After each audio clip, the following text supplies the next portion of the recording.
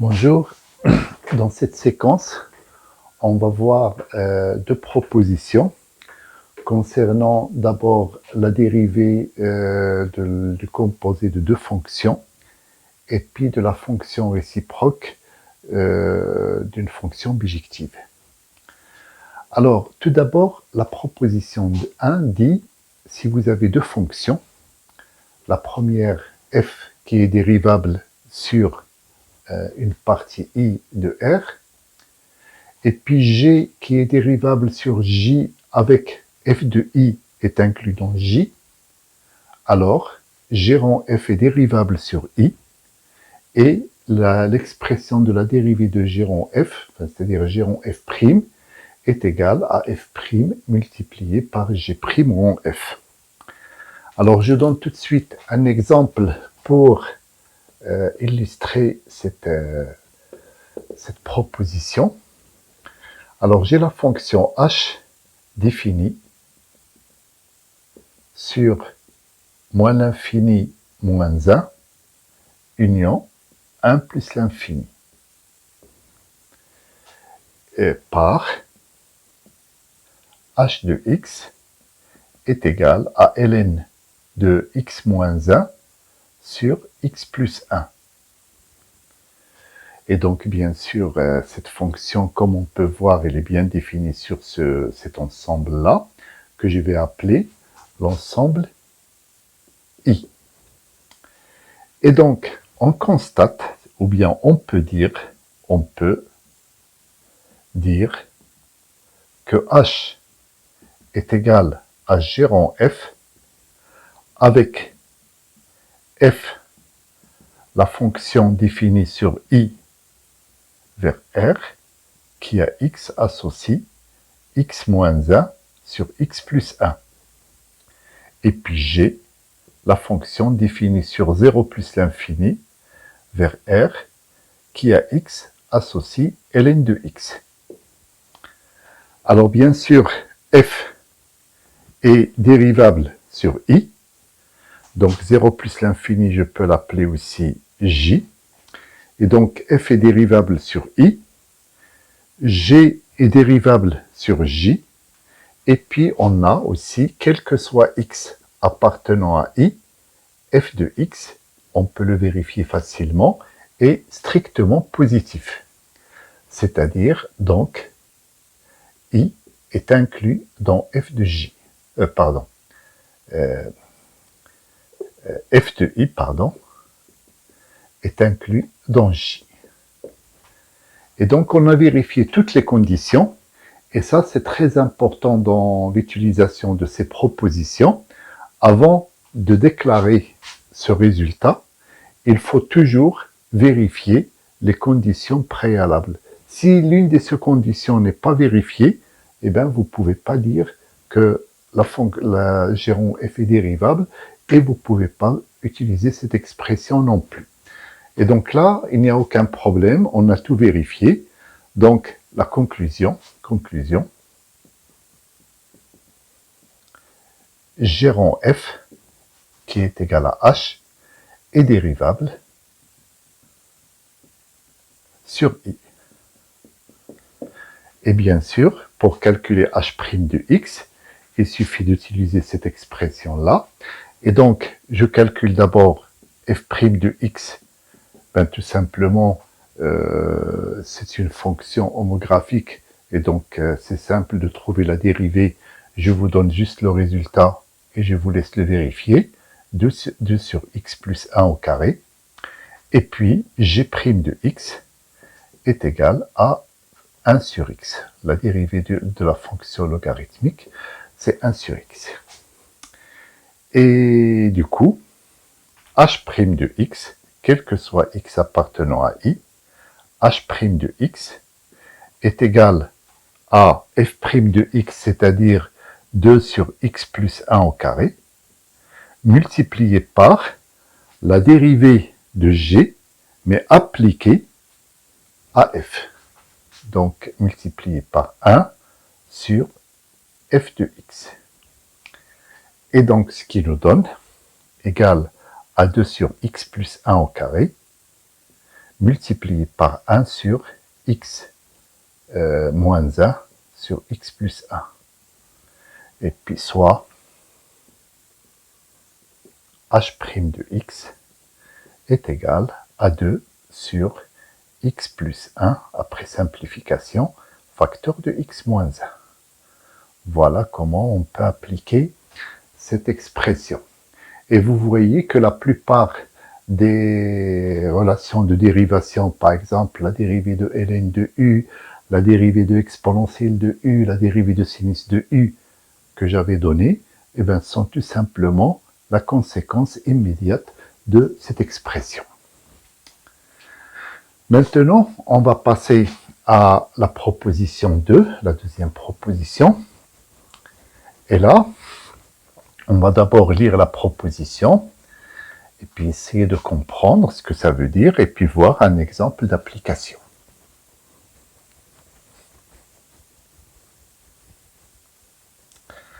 Alors, la proposition 2 dit que si f est dérivable sur i, et puis c'est sa dérivée a un signe constant strict, c'est-à-dire qu'il ne s'annule jamais, sur i. Alors ça, cette condition, je peux la traduire comme ça, c'est-à-dire quel que soit x appartenant à i, f' de x est strictement positif, ou quel que soit x appartenant à i, f' de x est strictement négative. Donc ça veut dire tout simplement que la fonction est strictement monotone sur i. Alors bien sûr, en plus, comme il est dérivable sur i, il est évidemment continu sur i, donc f est continu sur i, il est strictement monotone sur i, donc bien sûr, f de i vers j qui est égal à f de i est bijective. Et bien sûr, après, f moins 1, c'est-à-dire la deuxième condition, c'est que comme f est bijective, elle admet une application réciproque qu'on appelle f moins 1, qui est définie sur j vers i, et donc la proposition dit, dans ces conditions, cette dérivée aussi, enfin, cette fonction réciproque, pardon, elle est également dérivable, cette fois-ci sur j, et puis l'expression de sa dérivée est donnée par cette égalité. Alors, je ne vais pas démontrer toute la proposition, enfin déjà le premier volet a été vu quand on a fait les applications ou les corollaires du théorème des valeurs intermédiaires. Par contre, je vais juste expliquer l'origine de cette expression. Alors, donc, on admet, donc c'est pas une démonstration complète, c'est juste l'explication de l'origine de l'expression qui est donnée là. Donc, on admet que f-1 est dérivable sur j. Et donc, quel que soit x appartenant à j, on sait que, d'après les propriétés des applications réciproques, que f rang f-1 de x est égal à l'identité de j appliquée à x, c'est-à-dire égal à x. Et donc, là, je peux appliquer ça. La fonction f est dérivable, enfin la fonction f-1 est dérivable sur j, c'est ce qu'on a admis. La fonction f est dérivable sur f-1 de j qui est i, donc cette fonction est dérivable sur j. Donc f rang f-1 est dérivable sur j, et si je calcule f rang f-1 prime de x, et bien comme ça c'est égal à x, donc ça va me donner 1. D'accord? Ensuite, j'applique cette expression, soit f-1 prime, et là je peux écrire f-1 prime puisque j'ai admis que f-1 est dérivable sur j. Donc f-1 prime de x multiplié par f prime rend f moins 1 de x est égal à 1. Donc, ce qui donne f moins 1 prime de x multiplié par f prime de f moins 1 de x est égal à 1. Or, d'après la proposition, f' admet un signe constant strict sur i, c'est-à-dire il ne s'annule jamais sur i. Et bien sûr, cet élément-là, c'est un élément qui appartient à i. Sachant que f' ne s'annule pas sur i, on a alors f moins 1 prime de x égale, donc comme ce terme-là est différent de 0, je peux diviser par ça, et donc ça fait 1 sur f' de f moins 1 de x. Voilà. Et donc là, je vais donner un exemple d'application. Alors, il y a plusieurs exemples. D'ailleurs, vous pouvez le faire. Vous pouvez comme ça, avec cette méthode-là, retrouver l'expression de la dérivée de racine de x de la fonction qui a x associée racine de x sur 0 ouvert plus l'infini, puisque sur 0, il n'est pas dérivable, puisque la dérivée de la fonction carrée s'annule en 0. Vous pouvez aussi retrouver que la dérivée de l'exponentielle, sachant celle du logarithme, et inversement. Et là, nous, on va donner un exemple concernant une fonction qu'on a étudiée cette année, et qui est la fonction réciproque de la fonction tangente, et qui est la fonction arctangente. Alors, exemple. Alors, je rappelle le contexte. La fonction tangente, elle est définie sur moins pi sur 2 vers r. Et je sais que quel que soit x, je sais que cette fonction est dérivable sur cet intervalle. Et puis quel que soit x appartenant à moins pi sur 2, tangente prime de x est égale, alors il y a deux expressions, donc je vais choisir celle-là, 1 plus tangente carrée de x. Il y a aussi 1 sur cosinus carré de x.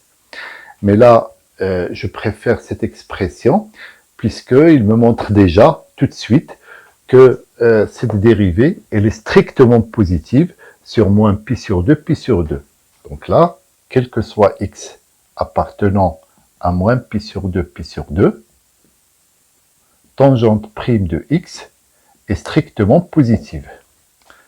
Alors après, un petit calcul de limite montre que la limite lorsque x tend vers moins pi sur 2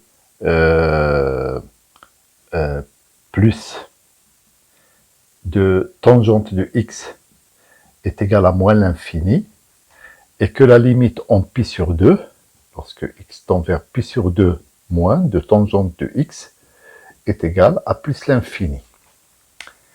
Et donc, on a toutes les conditions. On a f qui est dérivable, enfin on a la fonction tangente qui est dérivable sur cet intervalle, et elle a un signe constant strict sur cet intervalle, donc elle établit une bijection de moins pi sur 2 vers r. Donc, tangente de moins pi sur 2 vers r est bijective.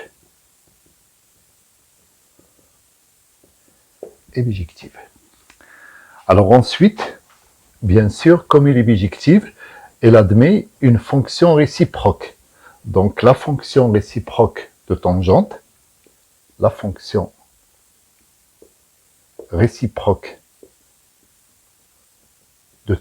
et ça on l'a déjà vu, est la fonction arctangente. Alors je rappelle, arctangente, elle est définie de r vers moins pi sur 2, Et comme la fonction tangente, enfin, plutôt la dérivée de la fonction tangente ne s'annule pas sur moins pi sur 2 pi sur 2, donc d'après la proposition, la fonction arctangente, il manque un C ici, arctangente, va être dérivable cette fois-ci sur R. Donc d'après la proposition 2, donc arctangente est dérivable sur R. Et là, je vais trouver sa dérivée avec, quel que soit x appartenant à R, donc arctangente prime de x, donc ça représente le f-1, elle est égale à 1 sur, alors je vais écrire dans un premier temps, tangente prime de f-n de x, c'est-à-dire de arctangente de x. Alors, je remplace, je vois que la tangente prime de x, c'est 1 plus tangente carrée de x, donc ça, c'est égal à 1 sur 1 plus tangente carrée de arctangente de x. Alors bien sûr, comme arctangente de x appartient à moins pi sur 2 pi sur 2, et bien évidemment, quand j'applique successivement la tangente et puis l'arctangente de x, je vais obtenir tout simplement x, puisque j'applique la fonction et sa fonction réciproque. Donc soit, quel que soit x appartenant à R, arc tangente prime de x est égal à 1 sur 1 plus x au carré. Et donc ça, c'est un résultat fondamental que vous pouvez ajouter au tableau des dérivées des fonctions usuelles. Donc vous avez déjà tout un catalogue de fonctions avec leurs dérivées. Et là, à partir de maintenant, il faut compter aussi avec cette fonction et sa dérivée qui est 1 sur 1 plus x au carré. Voilà. Donc, je finis par donner un grand bonjour à la promotion 2012-2013, plutôt 2014 plutôt, oui, 2012-2013, ils étaient avec moi, et puis après, ils sont passés en deuxième année. Donc, je leur donne un grand bonjour, et je leur dédie cette séquence. Voilà. Merci, et à bientôt.